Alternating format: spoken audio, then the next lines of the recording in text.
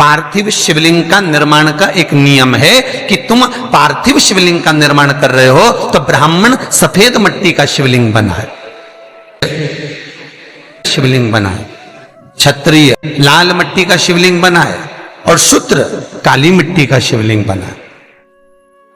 निर्माण करने वाले भक्तों से मेरा केवल इतना सा निवेदन है कि आप शिवलिंग का निर्माण जरूर करो, आप शंकर का शिवलिंग जरूर बनाओ, पर निवेदन है सुबेरे आपने अगर अभिषेक करा है, दोपहर में अभिषेक यदि करा है, शाम को अभिषेक करा है, तो अभिषेक करने के बाद उसका विसर्जन होना जरूरी है। सूरज ढलने से पहले आपके शिवलिंग का अभिषेक कर कर पार्थिव शिवलिंग की पूजन कर कर उसका विसर्जन करिए। 33 करोड़ देवता मार्ग में खड़े हैं शंकर भगवान के स्नान का जल पाने के लिए। शंकर का जो शिवलिंग होता है, भगवान शंकर का जो शिवलिंग कटी भाग, उस पे जो शिवलिंग रखा है, शिवलिंग जहां रखा हुआ है, ये कटी, ये तो पार्वती जी का हस्तकमल है, पर शिवलिंग का जो गोल भाग है शिवलिंग, उसका जो नीचे का भाग है, सबसे नीचे का भाग, वो ब्रह्मा जी का प्रतीक है, ब्रह्मा।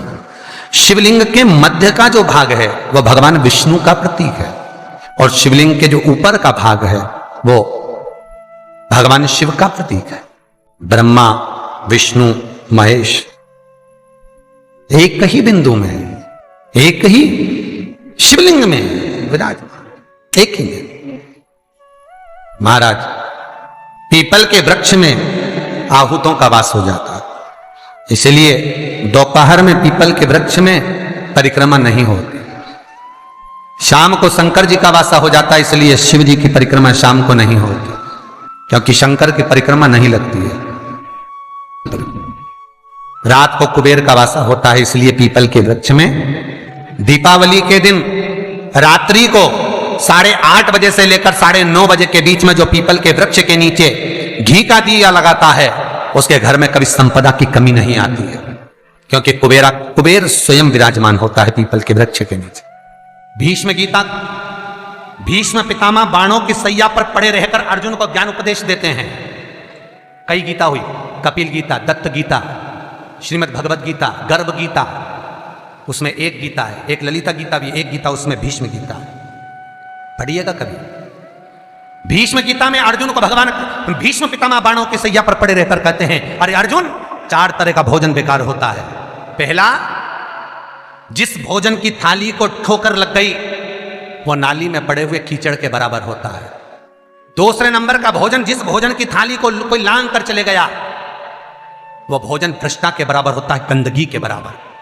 तीसरे नंबर का भोजन, जिस भोजन की थाली में बाल पड़ा हो, केश पड़ा हो, वो दरिद्रता देने वाला होता है।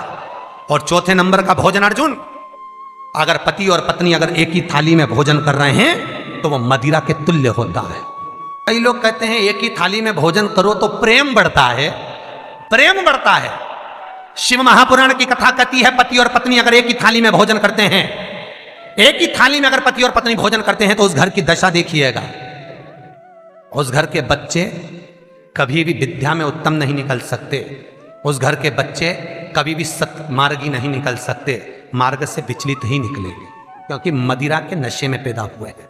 सुन अर्जुन सुन, यदि बेटी कुंवारी है और बाप के साथ में बैठकर भोजन करती है तो उस बाप की कभी अकाल मौत नहीं होती है, क्योंकि बेटी बाप के काल का हरण कर लेती है। बेटी कुंवारी है, बेटी की शादी हो जाए जब भले वो पिता के साथ भोजन ना करे, क्योंकि गोत्र बदल गया, पर बेटी जब तक कुंवारी है बाप के साथ बैठकर भोजन करेगी तो बाप के काल को हरण कर लेती है। ये उसी तरह जैसे एक गाय ब्याह गई हो और एक गाय कुंवारी हो। महाराज, ब्याही हुई गाय का गोबर से लीपने से ज्यादा फलदायी होता है कुंवारी गाय का गोबर से लीपना, वो ज्यादा फलदायी है। बछिया के गोबर से लीपना, कुंवारी गाय के गोबर से जो ब्याही ना, कितना कितना शास्त्र प्रमाण देता है महाराज। कई लोग दुखी भी हो रहे होंगे आज हमारी कथा सुनकर कि भगवान गुरुजी आपने कह दिया कि एक थाली में भोजन मत करो, और हम तो इतने साल से करते हुए आ रहे हैं और अलग अलग करेंगे और ऐसा और वैसा। यहाँ तो शास्त्र तो कह रहा है ना कि ज्ञानी को अज्ञानी को समझाना सरल है, पर जिसके भीतर अभिमान भर गया, अहंकार समा गया, जो खुद को स्वतः ही भगवान मानता हो, स्वयं को वेद पाठी, स्वयं को शास्त्रों का प्रमाणित मानता हो, उसको कौन समझाएगा साहब? जिसके भीतर अभिमान भरा है, अहंकार भर गया हो, उसे कौन समझा सकता? हम तो केवल इस व्यासपीठ से उतना ही कह देते हैं जितना इस कथा पुराण में लिखा है। उसके बाद मर्जी आपकी, आप सुधरो कि सिद्धरो, आपकी मर्जी। कहना हमारा काम है, सुनना आपका काम। करना हो तो ठीक है, ना करो तो आग लगे बस्ती में, अपन रो मस्ती में। मीरा बाई जैसे अलमस्त रहो, मैं तो चली वृंदावन राणा, मेरे तो भाग जगे, तेरे मेलों में आग लगे। हमें कहीं करना, हम तो कह सकते हैं कि आपको करना हो तो ठीक है, ना करना हो आपकी मर्जी। भीष्म गीता कह रही है। तो यहां पर शास्त्र कहता है कि बेटा मां को प्रिय होता है और बेटी बाप को प्रिय होती है, कथा वो चल रही है। इसलिए पिता के सामने अगर बेटी कुंवारी हो तो पापा के साथ भोजन करे, पिता के साथ। लोग कहते हैं बेटी की विदाई में सबसे ज्यादा मां रोती है। शिव महापुराण की कथा कहती है बेटी की विदाई में सबसे ज्यादा बाप रोता।